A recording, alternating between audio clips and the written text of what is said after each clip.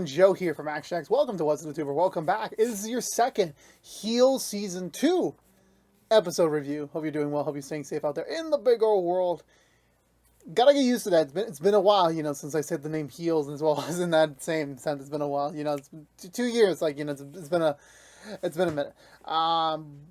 But no, honestly, we're back. Like I said before, last week was such a very, very, very strong start. And, well, some things happened last week. Some things happened. Our leading man, Stephen Amell, not quite too hot right now in the community. Not too quite hot right now. Actually, it wasn't even that hot, going into the Heel Season 2 premiere. But I was electing to just focus on the content itself.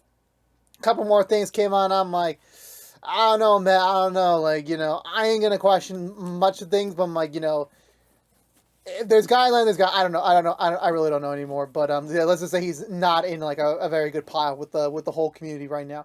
But however, what I will say is this episode of Heels was also very great as well. Definitely when you have a very strong start with the season, that it kind of sets the bar for the rest of the season, and thankfully it does continue that as we kind of return back to proper reality. Last week was just kind of setting up the stakes of what this season presents, as well as to kind of, fill in some more of the history of the Spade family pre the show. And now that, this episode, we're going right back in the timeline, we're resuming play. We're kicking off the next wave of story. And honestly, I love the way this was formatted, that they focus on a lot of other things that we didn't get to talk about in the previous episode and everything. So I was actually very, very happy on everything. Some surprising twists. Honestly, it may be a wrestling-esque show, but they definitely still do find ways to kind of surprise the viewers and everything. Still makes me question of what could come. What is the long game they're playing here, as now that we're a quarter through. I have an understanding of what they're going to try and achieve with the full season, but at the same time, I'm very curious to see how it's all going to wrap up. Literally, this is one of those shows that you can get not a good amount of what you need to know in the premiere, but you still are left flabbergasted on how they're going to wrap up the season, wrap up the story. And again, honestly, everything was done so well. I think this has some of the best dialogues, some of the best human-to-human connections, and it's all paying off from everything they picked up from season 1. Okay, this doesn't really feel like a season 2. This just mainly feels like the story continuing. We're just continuing the characters that we see. Obviously, it's a bit different. There are some obvious differences from last to now, but this still kind of feels like a much different story. So it's not my bad, a much more similar story, but this is the natural evolution, the next act, so to speak. But with that being said, let's go for the Butcher recap and talk about this week's episode of Heels. So I want to say we begin fresh thing the next morning. It's a brand new day. I honestly thought we had a little bit of a time skip. No, it's immediately the next day over. Everyone's just recuperating. Meanwhile, of course, we got Ace still traveling cross country to God knows where right now, and he's deleting all the messages that Jack sent them overnight, indicating that he literally is still very fresh, does not want to speak to Jack right now whatsoever, is ready to move on to wherever the road will take him next. We cut over to Jack's house where he has self-exiled himself to the couch, which I don't understand, but again, maybe he's a familiar man. He's like, okay, I'm not going to sleep in the same bed that is supposed to be meant for me and my wife if my wife's not there. So honestly, or there could be another reason. I'm not 100% certain. His wife calls him up after she does a jog, saying that he has a big lawnmower convention that he has to attend to. It's a pretty big contract for his store that if he gets it, that could mean even much more sustainable money than what they need. And obviously Jack's just obviously having just spent an entire weekend focusing on the fair and the big event, that he completely forgot about this entire convention. So he's running to it, but it does showcase that Jack needs his wife. He does need her. He needs him to keep in check. However, the wife is still I forgot her name. I apologize. I'm still learning everyone's names. She is still trying to get herself in order. She's still not ready to go back home yet. There's still a lot of things that needs to be handled, especially they still have to figure out about their son's suspension from the punch we saw in the last season, and as well as, her and Jack have some issues to really iron through, but at least they're still in the right headspace of we are progressing towards potentially mediating this, but this does take a while. It's not like a 1, 2, 3 type of thing. I want to say beyond that point, oh no, I already forgot names. Mickey, is it Mickey? I forgot. It's Jack's right hand woman. She runs the DWs out behind the scene. I literally forgot it. I know it should be like escaping my grasp on my. It's literally like it's sipping. It's like I'll probably remember it in the middle, hopefully, or at some point. She gets a call from she calls Wild Bill up because they were missing the check from the fair because they gotta get paid out. And she's wondering because she didn't get to run into the commissioner before the end of the party because Wild Bill kind of had some time with her. Turns out Wild Bill slept with her.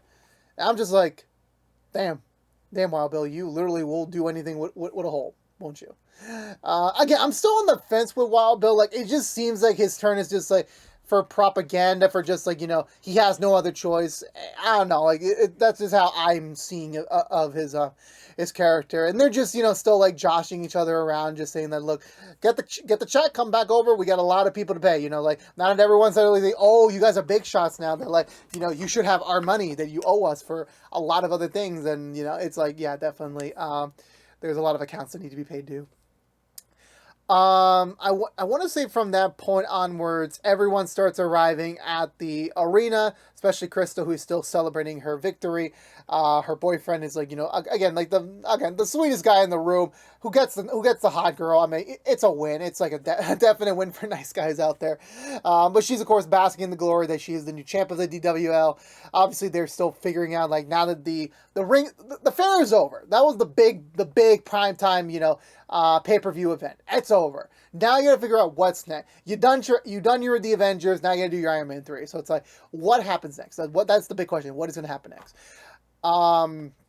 So everyone starts gathering at the stadium again. At some point, arena. My bad. I start feeling at some point once we see Wild Bill talking to one of the other wrestlers, that I think is the one he poached over from the other side for the fair itself. I want to say that's true or not. I completely forgot. But they're talking about like now they're kind of technically part of the DWL, that they should use their experience in the big leagues to kind of like help out the minor leagues. Really improving the arena. Really like festering this up, raising up the profile, considering the fact they're involved in this now. So it's got to have a certain level of quality for them to still be on board for this. And, that, again, like I'm still very cautious about Wild Bill's motivation. I still feel like the rug's going to get pulled at some point in the future, but like, you never really know, to be honest with you. So I want to say eventually Jack does arrive at some point. Does he arrive at some point? Yes. I want to say yes. I want to say no. But before we get to that, I know Ace stops by a gas station, needs to take a leak. However, the gas attendant is like, yeah, I'll give you the key once you purchase something from our gas station. And he's like, well, I purchased 4 Cokes from the previous gas station a few miles over.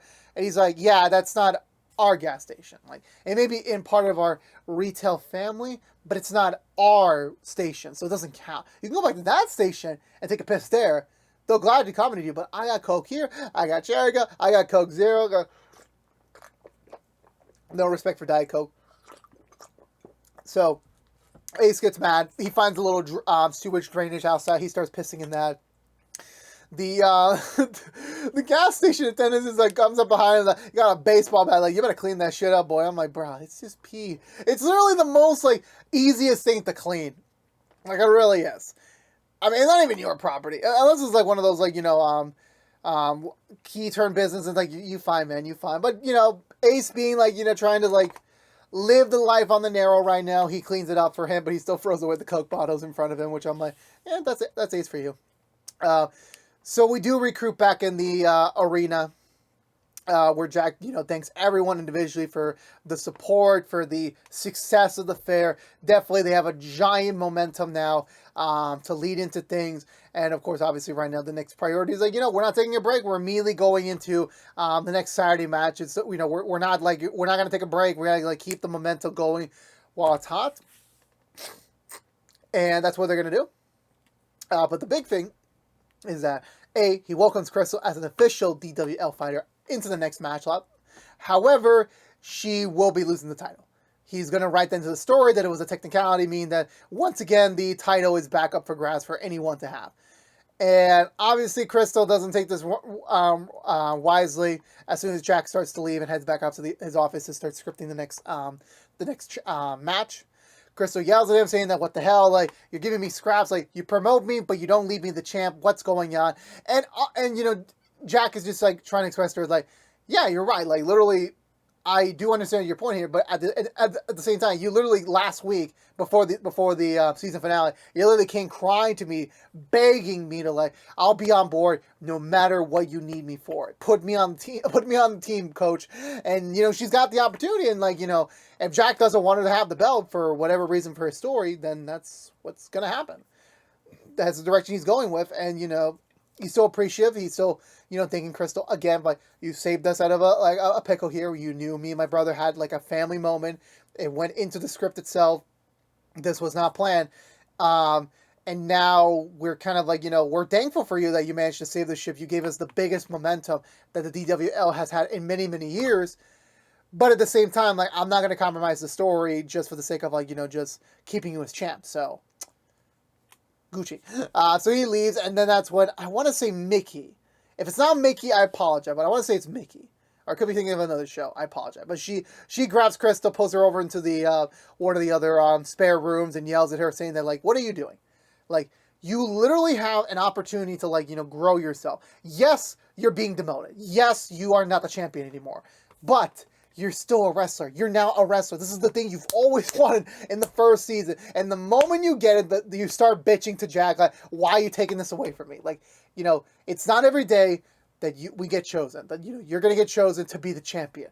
You should be lucky you're associated right now. That you got to pay your dues. Like, you know, you can't just, like, you know, join a company and expect to be the CEO, or you can't expect to be, like, one of the VPs by the end of the lunch. That's not how it works. So you got to pay your due. Trust in the leadership. Trust in the big man. He will accommodate you. He's giving you the most amount of praise right now in this room. Even me, who has suffered with him for many, many years, plus his old man. So I'm like, I just love the delivery in this scene of Crystal, like, actually understanding her point of, like, oh yeah, you're right.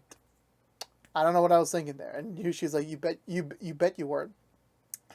We got up to the next day. Jack and his wife reunite finally for the first time, I want to say in a couple weeks, for the meeting.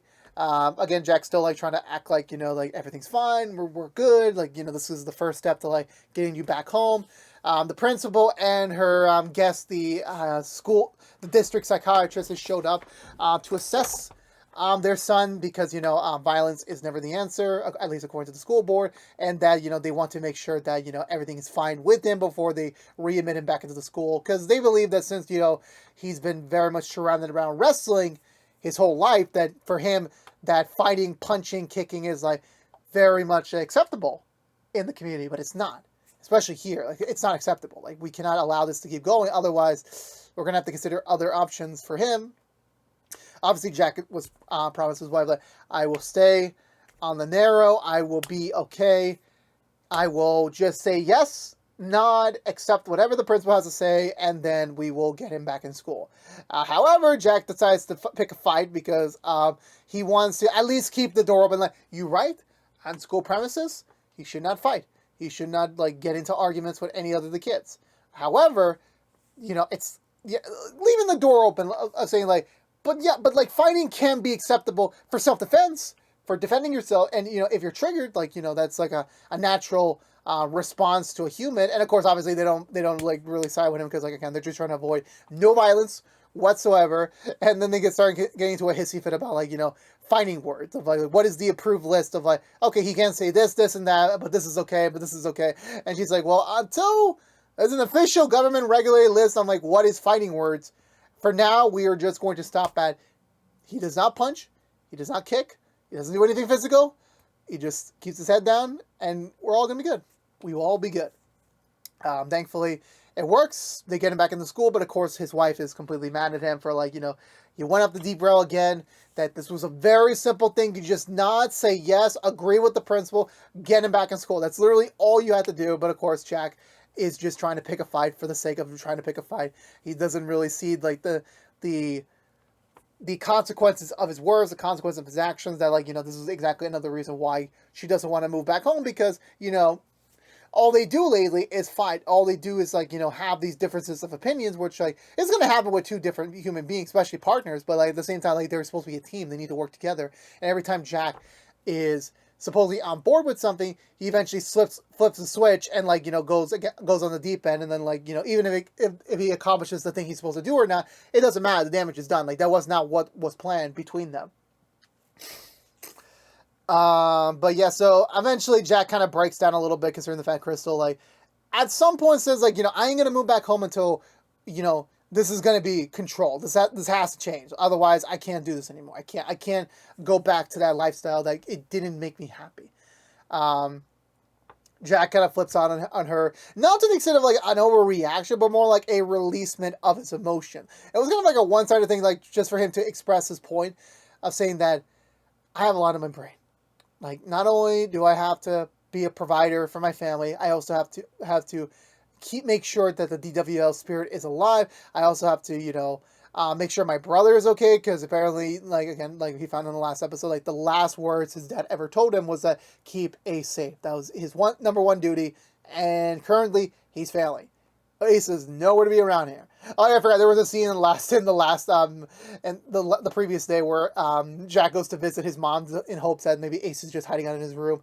But she tells him, nope, he packed his Xbox. And I'm like, oh my God, he packed his Xbox. It's like, it's the end of the world. He left the state. He left the country. Like, it's over. And obviously now Jack is like, thinking of all cylinders, like, where is Ace? Where could he have gone? Like, there's obviously a lot of questions going through his mind. And of course, obviously trying to bring his family back home. But the thing is that if he's admitting he is struggling with all this, like, he's trying his best to make everything work, but it's not working. It's like he still needs to figure out what is the full solution to all these problems, and he doesn't have them. So he admits to his wife, okay, I'm not going to invite you to come back home. It's whenever you want to, but in the meantime, I'm going to find out how I'm going to, correct the ship, and he leaves. He just, like, heads back over to the arena. It's the next team meeting. Everyone's just like awaiting, like, what is the next move? What is, like, what are we going to do next? Jack arrives, tells everyone, okay, Ace is gone. He's off the deep end. I don't know when he's going to come back. We're putting in Crystal. She's in the lineup. And next of all, don't ask me how it started. Don't ask me how it ends. I don't know anymore. I'm just going to write this right now as I finish this. We're cutting the promo tonight. That is it. And I'm just like, damn. Obviously, Crystal's excited because, like, again, she's like, this is the first step in validation, or not the first step in validation, the first step in, like, progression that she's already being put on the next matchup line, All right, that's a pretty big deal, so to say the least for her, so definitely. However, Wild Bill has some other reservations. He said that Jack is being a little too simplistic with this, and, even Jack's like, I'm not in the mood for you today, Bill. I'm not in the mood. Either let me do my thing, or just get the fuck out. Like, at this point, I don't want to hear any of your complaints or comments or concerns. And Wild Bill's like, well, what I'm going to say is not a complaint. This is a comment. Where she's like, you don't know what the fuck you're doing. Like, obviously Tom never taught you how to really do this. Which is fine. It's totally respectable. Like, he was a different guy. But the point is that you don't really know all the angles. You kind of been playing this stationary one-way direction for all of your career. And that's only gotten you limited success. Even like the last thing, like technically the thing to really put you on the next level was Crystal. Was the sudden sense of, like, it wasn't your plan. It was just a last minute, the possibility, the actual, opportunity. So I think you need to start thinking more out of the box. So Wild Bill rips out his notebook. I'm not sure how long this has been in his bag. And it says, like, for all of my shows, I've written dozens and hundreds and hundreds and hundreds of ideas into this book. You should read this book, maybe get something you would want to use. And that's the angle we're going to pivot in. Because, without Ace right now, you are really up a shit. Like, you got one chance. If you fuck up Saturday's show, you lose all the momentum, and I don't believe you're ever going to get that back. I really don't. So, Jack lamentably agrees, so they shoot the promo later that night. So, it's some weird press conference type thing where, like, that's where they officially announced that, yeah, Crystal is no longer the champion, that because of the technicality, and also them admitting that Wild Bill's diarrhea attack, like, also, like, made him a victim of the whole thing. So, to make up for all of this, Jack and Wild Bill will be having a ladder rematch, a one-on-one, in the ring that night to kind of, settle it once and for all. Ace is gone for the time being, so, like, it's just going to be Jack and Wild Bill. Crystal also uses the opportunity to identify herself as an official wrestler. to make it all legit. The referee, her boyfriend, also gets officially fired, just for the sake of, like, pomp and circumstance. So that's something. I want to say after that point, yeah. So it's a pretty long promo. I'm not in the world of wrestling. I really don't know. Sometimes it's supposed to be short. Sometimes it's supposed to be long. I really don't know. It's not my cup of tea. I just enjoy the way this show presents it, and everyone's watching. Even their ex DWL with Dystopia now. He's watching it, kind of like cackling. I don't know if that was a good cackling or an evil cackling. I really don't know. And then we have Ace. Oh, I forgot about Ace. He's been hiking. Like, he's been trying to do this. Oh my God, I forgot about Ace's storyline. But yeah, let me get back to Ace for a bit before I reconnect. So, Ace stops by a nearby diner trying to get something cheap to eat to, like, keep him going on the road. A nearby patron offers to pay for his meal, but he's like, nah, I don't need the handout. Don't worry about it. And, he's getting a little personal about saying, like, don't worry about it. Like, this is how life is. Sometimes you need a handout once in a while. Ace decides to leave, not really wanting to be in this environment anymore for some reason. While he's leaving, the other guy leaves as well. However, the waitress stops him, saying that he didn't pay for his bill and everything. And he's like, "Oh, I'm sorry." He pays for the bill slowly, and Ace, seeing that, like, this could maybe be like, maybe he's just poor or something. He's like, "Here's your money back," and he's like, "No, don't worry about it. Like, it's your money now. Don't worry. Bye bye." So he dips. So the next day, Ace heads over to a camping store to get camping gear because apparently he's going camping. That's a way for him to clear his mind, figure out what is next for him, and this is what he needs right now. He asks the camping clerk all the questions, all like, what am I supposed to do? What am I supposed to buy? And this guy's like, I'm only here for the alimony money. And at the same time, I really don't know what you're doing. Like, it seems like you don't know a single thing about camping, and you want to go up, like, very treacherous mountains with freaking soccer shoes. Which, honestly, soccer shoes have literally no traction whatsoever. It's like he's asking to fall down a cliff or something. So he goes hiking. He goes on this, like, wilderness retreat, trying to, like, be one with nature again, or whatever the angle might be. And, yeah, I want to say eventually he gets to his campsite for the night. He's watching the promo too. His response is very neutral. It's not anything happy, but it's not anything mad. Like, he's curious about it. Like, what are they going to do without me? And, like, maybe he's, like, kind of worried that they kind of are moving on without him, or, like, that, oh, they got nothing without it. It's no reaction. It's just, like, him watching, and that's basically it. So I want to say we eventually cut to days ahead, where it's Saturday night. It's the big show. Everyone shows up in droves. For the show. I want to say, I don't think I'm forgetting a scene. Oh yeah, no, I did forget a scene. I forgot this was before the announcement where, like, Crystal was training with the other wrestlers to kind of prove to Jack from a distance that, like, hey, I got the moxie, I got the energy, put me in, coach. Like, I'm ready to go. Like, I got the energy for days. I'll wrestle all these fools. Just give me the chance, which she will. We got the Saturday night. Mickey gives Jack the good news. Like, we're selling out like hotcakes. We got a sold out crowd. We're selling beer. We're making money. This might be the first profitable night in years. So thankfully that's a plus for them. Immediately they get onto the screen. We see Wild Bill, Jack ready to Duke in battle. Everything seems ready to go. And then they announce, you know what? That this is a night of opportunity. We're going to anyone from the DWL lineup that wants to participate in this fight can join right now. And so that's when the scripted choreography begins, where, like, Crystal appears. She admits that she signed a DWL contract, so now she's known as Crystal. I read the last name she uses. I apologize, but, like, for the time being, it's Crystal. So she, like, literally drops down to stage, ready to fight them. She immediately knocks out Wild Bill, and she knocks out Wild Bill with ease after both of them, like, kind of, like, manhandle her, of, like, so saying that she doesn't belong here. Then, like, you're gonna end up pretty much defeated, just like always. But she knocks over Wild Bill over the ring, immediately knocking him out. So it's her and Jack one-on-one. And honestly, again, like, I don't get the wrestling thing. I really don't know. I've only seen a handful of clips on the internet, not really a full fight, so I really don't know how it's played out. But I'm just like, so she's wailing on him. Obviously, again, like, is this really believable? Not so hard, but it's just fun amusement, to be honest with you. Eventually, there's a lot of good moments where, like, Krista's just kicking Jack's ass a lot. Jack's just, like, letting her pummel him to smithereens. Eventually, he pulls out the ladder. She knocks him back with the ladder. She kicks the ladder and hits him straight in the face, which I'm like, I want to say that ladder is probably rubber or something. Like, damn, that probably still would have hurt a little bit. So Chris is coming up the match, but you know, Jack and her, like, you know, really like longevitying this fight. You know, they're just trying to keep it going a little bit longer, like so that Crystal earns her position as the champ this time. Which actually I forgot, I just spoiled it. Yeah, she becomes the champ. Actually, Wild Bill comes back in with like a neck collar, and he pummels the ladder, hoping to drop Crystal. But no, Crystal grabs onto the rope. She uses her legs to grab onto the belt. And yeah, she's now once again the proper champion. No arguments, no ifs, ands, or buts. This was an official match. It's over. She is the new champion of the DWL, which I'm like, great. And I'm like, I honestly do like this because like, this was planned from the beginning. Like, you know, this wasn't like a random, you know, avenue. I would have been a little bit criticized of like, yeah, you take away the championship title from Crystal, so now you're gonna kind of swap it back out to maybe Jack again, or even Wild Bill.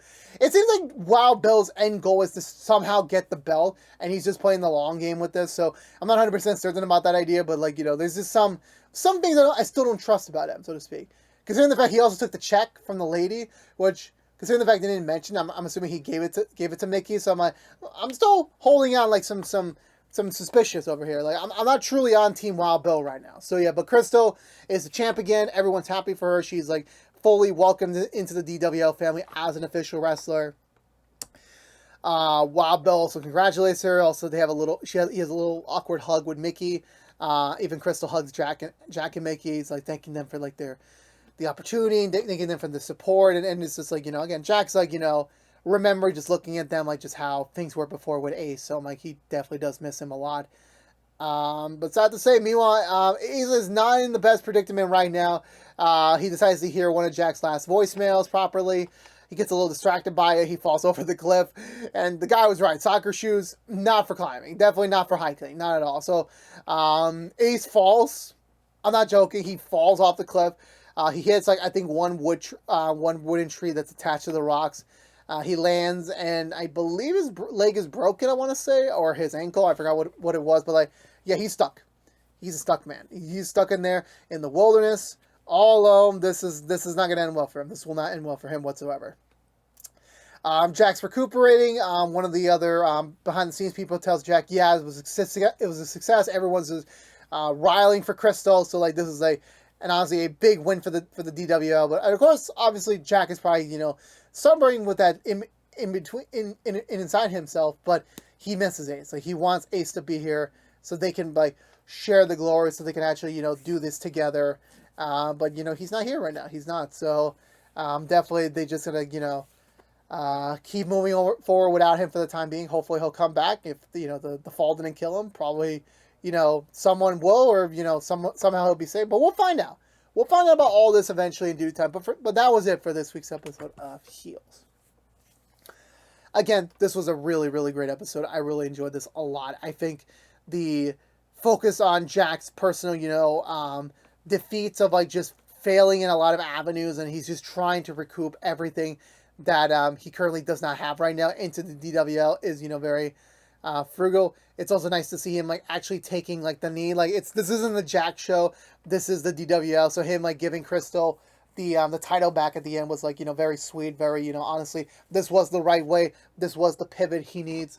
And definitely now, like, he definitely has the attention of the audience that, like, you know, everything will be fine between them. Obviously, a lot of things still to come with him and his family and everything, which I think was a really good scene. Just an admission of, like, again, you know, Jack holding all these emotions back, and he just wants his family back. He wants everyone to be happy. He's working so hard, but it's just like the way he's approaching certain things is just not it's not the way to be working with things. Crystal getting her dues finally is very well earned. She's a natural on the ring. She really is. Like, she's been waiting for this her whole freaking life, or at least at some point whenever she discovered the DWL. And like, now she's got the opportunity. Now she's here, and yeah, she's not gonna let go. She's like, you know, it's got a taste of the glory. She ain't gonna let that go. I'm still very skeptical on Wild Bill. I'm still very skeptical. So I said that throughout the entire episode review, but I'm still worried he's gonna play this long game. I don't know why. I really don't know why, but I've just got that worrying feeling in me. I want to say beyond that point, Ace going on this self-discovery journey. It's still the Ace we know and love, you know, still the cockiness, just like, you know, the stubbornness, but like, he's emotionally vulnerable, like, right now. Like, he's not in the best place right now. His brother betrayed him. his girlfriend, like, is no longer his girlfriend. He's kind of alone in this world right now. And, like, what does he have right now? He doesn't have anyone. He doesn't have anything. So I'm like, where do we go from here? Where do we go from here? And it's a pretty big question mark for him, especially that he's stuck in the middle of the cliff, like hanging on a rock with a broken leg. Like, how is he gonna get out of this? I really don't know. But for now, I'm gonna give this episode 2 thumbs up. I enjoyed it so freaking much. So far, a very strong start to the season. Let me know in the comments below what you think of this week's episode of Heels. Let's have a conversation down below about it. And I believe that's going to do it for me today, everyone. So for otherwise, it's been What's the Two from ActionX, reviewing every episode in the second season of Heels. If you want to know what we're doing normally, What's the Two besides our Heels episode reviews. Currently, right now, we are reviewing Nancy Drew episode reviews each and every week after brand new episodes on the CW. And starting next week, we're going to be starting up our final season of reviews for High School Musical, the musical, the series. So stay tuned. Then that's going to be like I'm literally reviewing something for the next 2 weeks every day. I'm going to be tired, but guess what? I love doing this, so I'm going to keep doing it for y'all. But yeah, so if you don't care about Heroes, you're unlucky. We'll be back next week with another brand new episode review for you, so stay tuned until then. But until next time, stay safe out there. Be good to each other, please. Like, share, ring the bell, follow us on social media, do all the usual jazz. But for all you heels out there, I'll see y'all next week. But until then, peace out.